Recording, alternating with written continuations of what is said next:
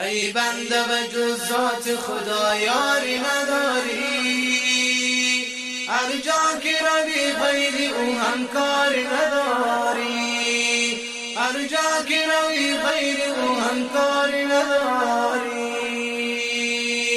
برکن ز همه خلق جهان رشته امید، برکن ز همه خلق جهان رشته امید.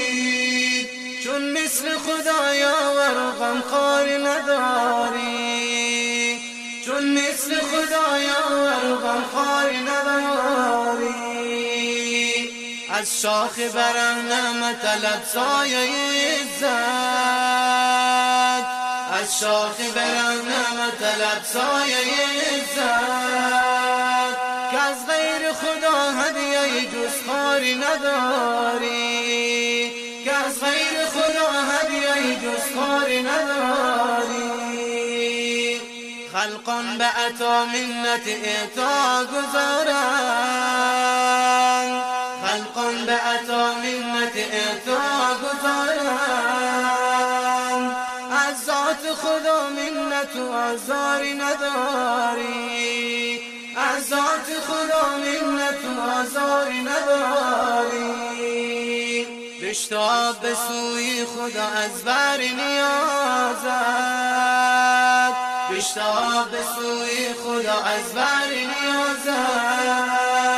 چون ذات خدا یار و مددگاری نداری، چون ذات خدا یار و مددگاری نداری. گر پای تو لغزید بخوان ذات خدا را، گر پای تو لغزید بخوان ذات خدا را. بر عفو گناه غیر او غفاری نداری، بر عفو گناه غیر او غفاری نداری. گر طالب عفوی ز درگاه خداوند، گر طالب عفوی ز درگاه خداوند. در وقت سرگاه چرا زاری نداری، در وقت سرگاه چرا زاری نداری. از بحر سعادت چرا بنده غافل، از بحر سعادت چرا بنده غافل. فریاد سرگاه و شب تاری نداری، فریاد سرگاه و شب تاری نداری.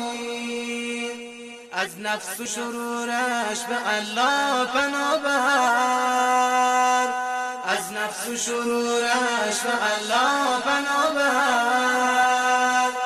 بدتر ز همان دشمن غداری نداری، بدتر ز همان دشمن غداری نداری. گر طاعت الله نکردی تو به دنیا، گر طاعت الله نکردی تو به دنیا. در باغ عدن باغچه و گلزاری نداری، در باغ عدن باغچه و گلزاری نداری.